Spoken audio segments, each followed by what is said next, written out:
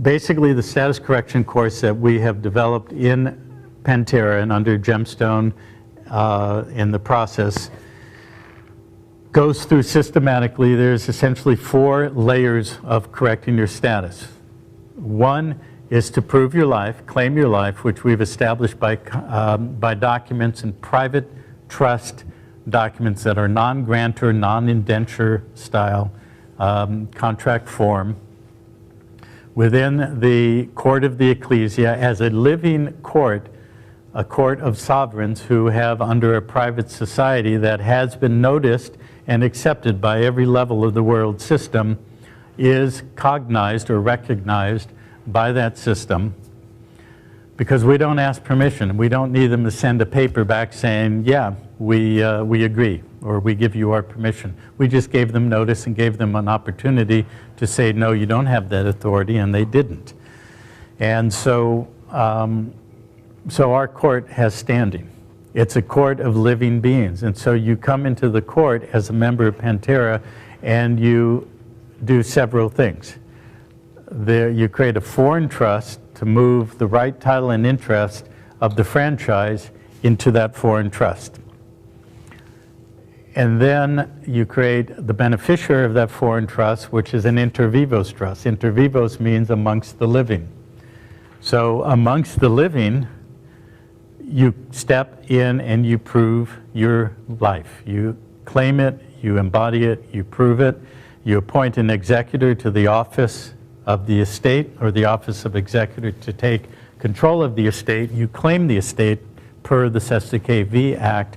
And then step 2 is to have the office of the executor move to accept any bona fide claims and liabilities against the estate through the franchise. The franchise is the holder or the debtor holding all the bonded securities against the value of the estate.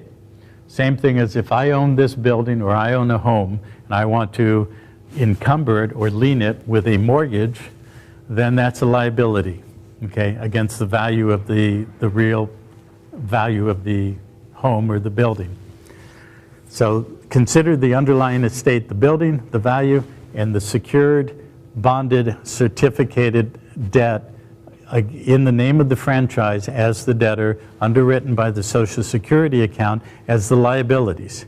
There can be perfected liabilities that we've already accepted, or contingent claims as contingent liabilities of an offer to contract.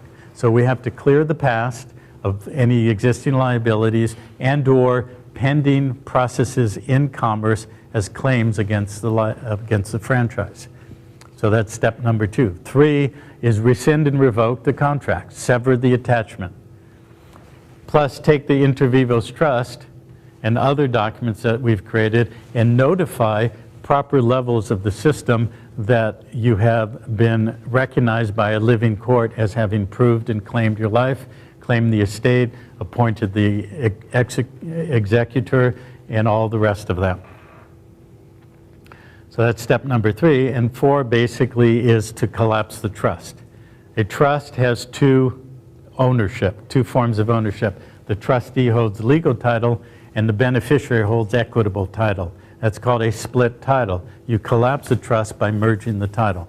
That's when the settlement of the claims against the estate are completed, and you command the Bureau of Public Debt and the custodian of alien property and the Governor General of Canada, who's the trustee of North America, to basically liquidate the balance of any unseen claims and liabilities, because what we know on the surface, mortgages and credit cards and what have you, is the very tip of the iceberg. We've been bonded and securitized like very deep, okay? But they've been trading all of that, those bonds and securities of the franchise over and over again, creating all this huge amount of off-book fiat currency that's held in various accounts throughout the world that are also being claimed at this time on the macro scale. Remember I said that the SESTA-KV Act said that if you claim your estate, prove your life, all the profits and proceeds generated against the estate during the course of when the executor controlled that estate must revert back to the man.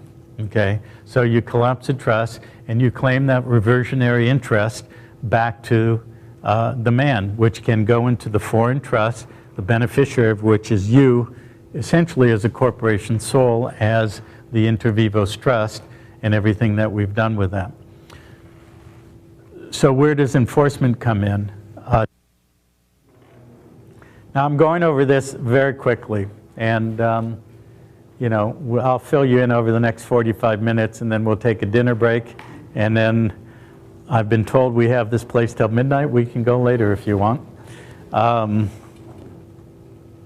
But for those who may be leaving, you know, at the 6 o'clock break, let's cover all this in the nuts and bolts of it.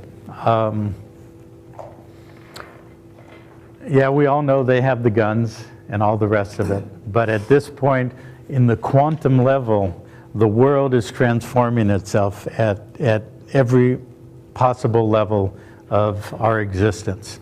Okay, it is rippling through the quantum of the physical realm, the socio-political realm, and all the rest of it.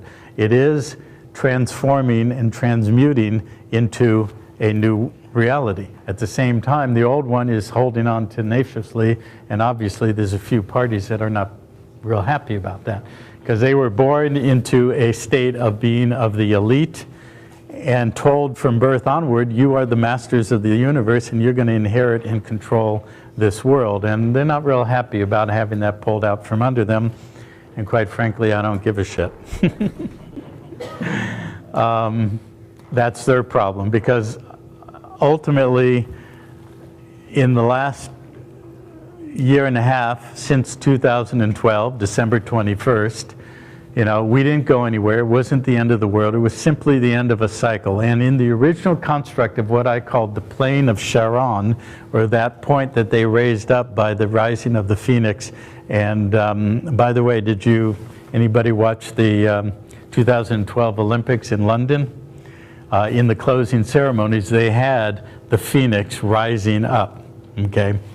The reason I told you about the story of On, O-N, as meaning the light, the artificial light, not the light against the dark of the Set Osiris construct, not the light of supposedly the living light. It's all an artificial construct. It's all miasm or Maya or illusion, false play across the screens of our minds that we've accepted and so forth. But the reason I told you about On, which of course can be translated as Lucifer and all the rest of that, is, did you notice that Babylon has the word On at the end? Baby, on, L as in, like in French, the article, the On, baby the light. Remember, Akhenaten went east to Babylon, and Mary Taten went west to London, which is La'an Da'an, the light of the light. That's where these names come from. You know, it's all Luciferian, if you will. It's all about the light. It's all about the false construct of light against dark, and et cetera, et cetera. Well, that plane that they would go to in the field, or the plane of Charon, in that pre-programmed construct that they would follow and build in what Manly Palmer Hall called the great work of the ages. I'm sure they've got that over there across the street in the Masonic Temple. They fully expected that they would arrive at the end of time. They would merge the two pillars between the line of Otto the Great and the papacy, meet in Jerusalem, build the throne, and that the vicar of Christ would sit on that throne as the Lord of the world forever and ever, and controlled the bonded, perpetual servitude of the flesh, and just continue forever harvesting everything we've talked about today. I'm not going to go into it today, but suffice to say, in the last 10 years, the game changed. It all collapsed.